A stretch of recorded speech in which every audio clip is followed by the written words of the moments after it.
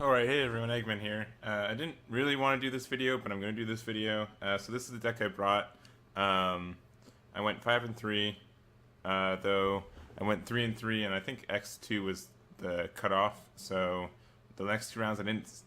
Both my opponents didn't show up,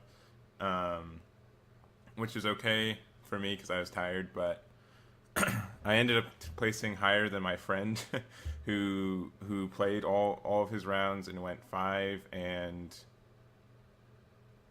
1 and 2, I think, and he got 51st and I got 41st. But I know this is kind of a typical thing to say, but like the more I like, obviously the deck didn't do good, and the more I played with it, I'm like, man, this deck is kind of bad. So, but here we go anyway. So it's Explosive Power Vegeta from the Ultimate box. He's definitely like one of the coolest leaders in my opinion. I love Vegeta as a character too, and then what he does is he's got Warrior of Universe 7.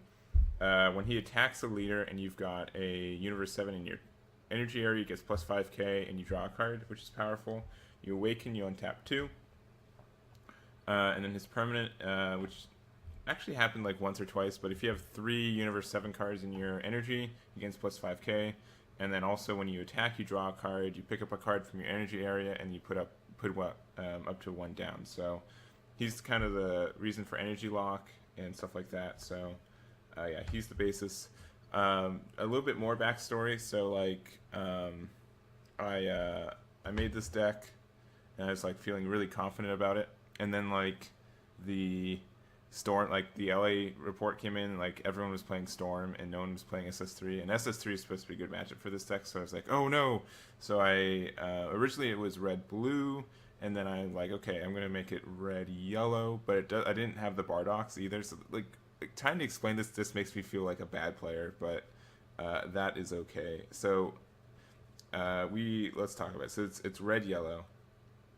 First we have four intensifying power trunks. He's our only self-awakening, which is also probably bad, but he's really good because we're also running 4 chain attacks. Chain attack is really good for 2 cards. He's good for Zeno, obviously. I ran 3 of him. Zeno is really good against control matchups, like SS3 when they had like Vegeta out, we just, Zeno and then you're fine. It's also good for getting out this Gohan. He's really good as well. Just the fact that he's Universe 7, he's red, he's critical, and then you also drop 2 cards if you play it right. So this is actually pretty tricky to play around. Like this deck. So it's hard to say if this deck is really bad or it really has a really high learning curve, but making sure that you have less than 5 cards in your hand before you play him and attack him, and then when you play him you go down to 4. But that was really important, and it was really tricky to play around. Like you have to combo the right amount and stuff like that. And then also that's most of the red cards. We also have 2 bodyguard logic. Yeah, he was really good, and he's helpful for that. Again, like just because he was able to play for free, he was blocker. Like he's the only free blocker you can get, and you can't stack him, which is unfortunate. So let's go to the yellow part. So we have 4 Master Roshi. Super necessary. He's yellow. He's negate.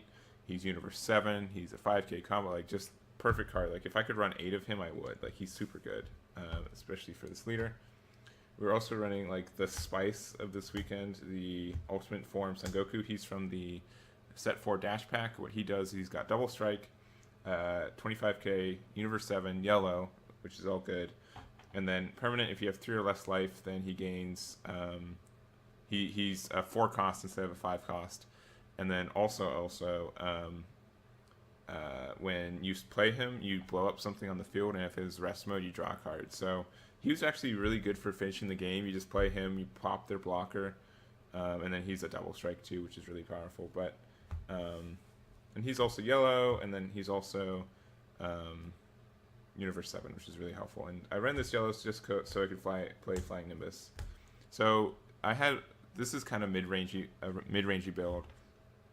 I was doing really well with just like a more aggressive build with red and blue, and then I played against Huragan Storm, and I just couldn't beat it, no matter what. I could have like 3 sensu beans, and I just played this one guy, and he just beat me like every time, and I felt like, oh man, if I can't beat the best deck in the format, like what am I doing here? So that's why I decided to put yellow stuff into it.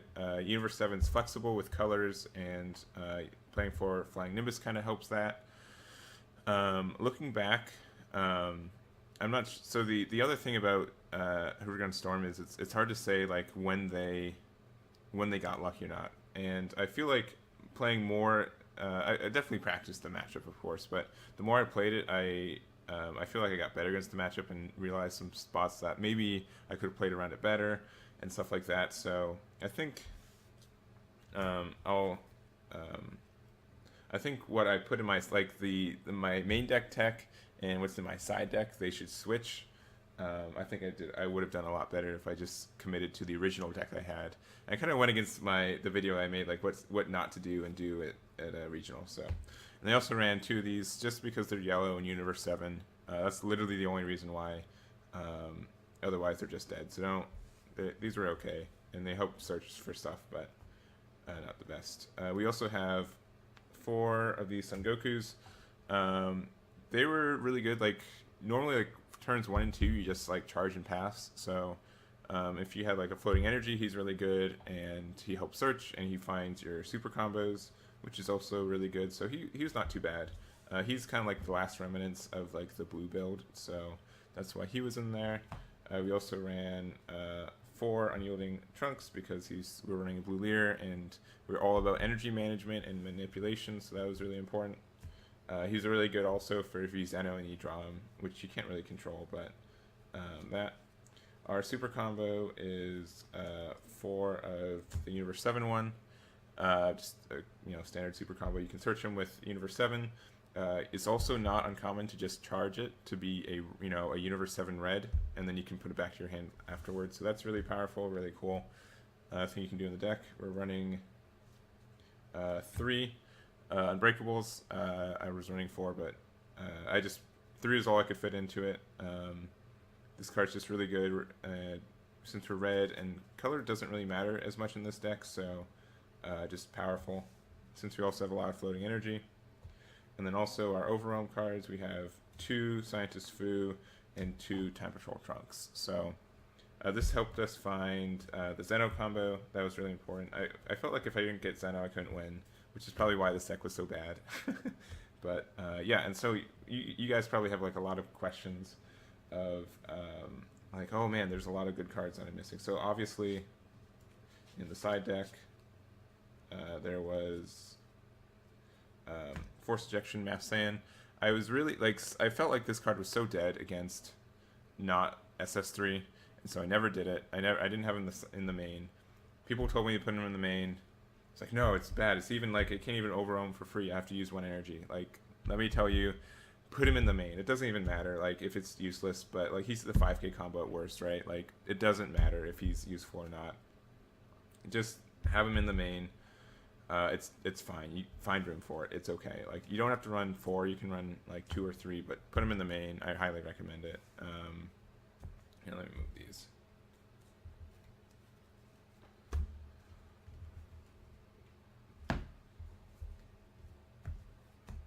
Let's see what else. Then I was running.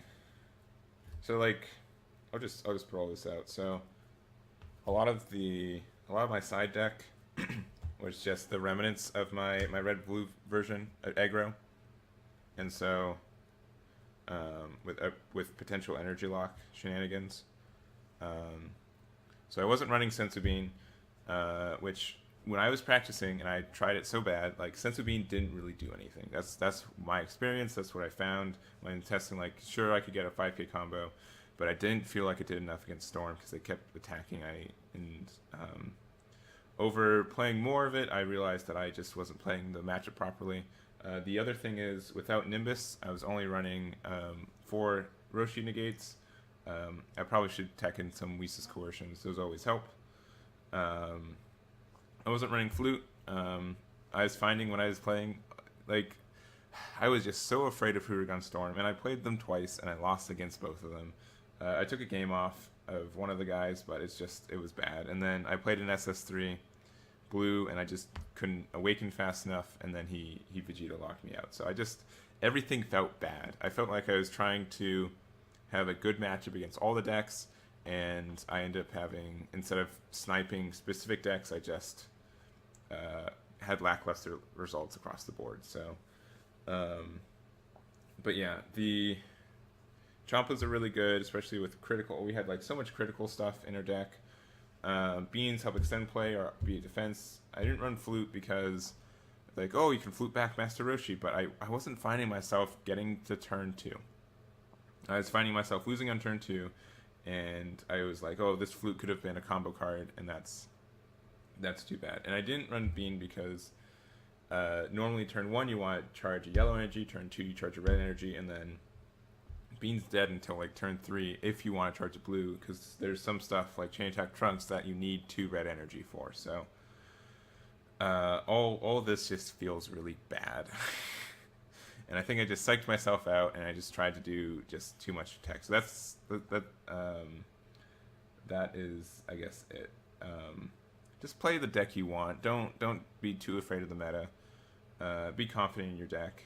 Don't take the best card of the game out of your deck either. Most of the time when I was siding stuff in, I sided in Beans and Legendary Flute. If I was playing SS3, I put this in as fast as I could. When I went back to the aggro matchup, it went super well. Let me talk about the matchup. So round 1, I played against a Veggies Trunk. It was actually really cool build, but game 1 was really grindy, and I pulled it off. And then game 2, I pretty much just sided in all this aggro stuff, and just I felt way more confident in it. And after that, I'm like, oh no, I brought the wrong deck. Game 2, I played against Hurrigan Storm. Game 1, I just remember my hand was totally bricked. I had 2 Scientist Fu in my hand, and I had two Zenos in my hand. No cards in my discard pile. I just felt like, man, this is the biggest brick I've ever been dealt, and it felt awful. So that was bad. And then game 2, I think he bricked a little bit, but I put Beans in, I put Flutes. I was able to get over turn 2, and I was able to win. I think I used Desperate Onslaught Bardock for that. Maybe it was the 4-drop Goku, the dash back one. This guy actually helped a lot, because I was able to get rid of their Bardock blocker, and I was able to get pushed through.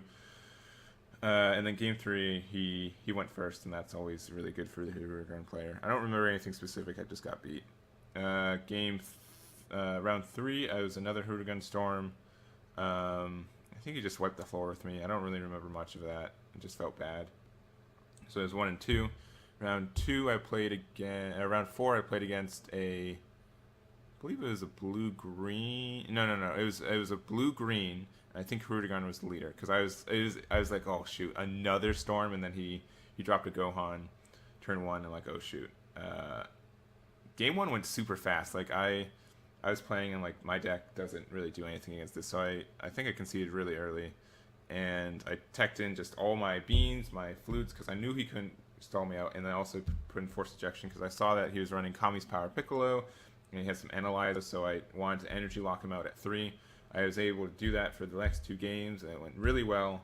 I was playing so fast because I didn't want time called on me. I was super lucky I didn't get time called on like my partner, but yeah, that was really good. And then round 3, I went against, I think round 5. Round 5, I think I went against Andrew, who I mentioned in my previous video. He was playing blue, yellow, SS3. Maybe it's just, yeah, it was mono yellow. He had a super combo game 2. I 2-0'd him, I believe. I won. I think it was 2-0. Game 1, I got a really good Zeno off and was able to win. And then game 2, I was able to energy lock him. So that was important. What else? And then game 6, my last game of the day, I went against blue SS3, and I was like, oh yes, okay, this is the matchup I wanted. I'm energy locking him. I know what to do. And so game 1 went super. I should have just almost conceded game 1 as soon as I could to get put these guys in.